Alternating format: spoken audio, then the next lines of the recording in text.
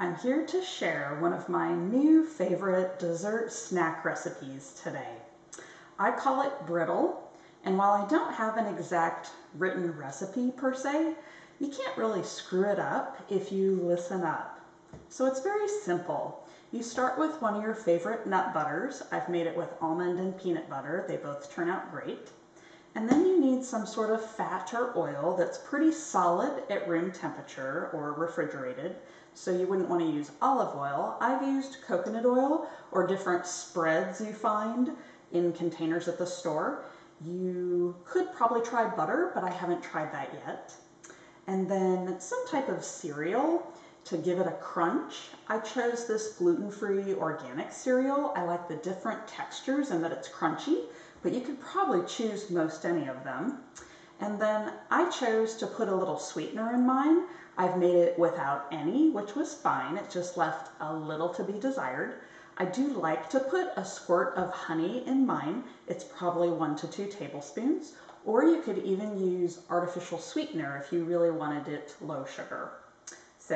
And then I make it all in my Instant Pot. I just turn it on saute to heat it up, and it's very quick. So I put my nut butter and oil and a little sweetener in here. What is important is the proportions. You can make as little or as much as you like. It's basically 1 part nut butter to 1/3 to 1/2 oil. And so I put it in here, heat it up with any sweetener if you like it. It just takes a minute or 2 to get it melted and creamy. I shut it off. And then I pour in some cereal and just kind of stir and get that to coat. Now the mistake to me that I can make is if I put too much cereal in it and it ends up just slightly coated cereal, because then it'll end up being like a Rice Krispie bar, which is fine if you like those, but that's not quite my goal. I like the texture to have a little bit of crunchy cereal in it, but definitely some creamy, almost like a candy bar or white chocolate bar, bark, that kind of texture.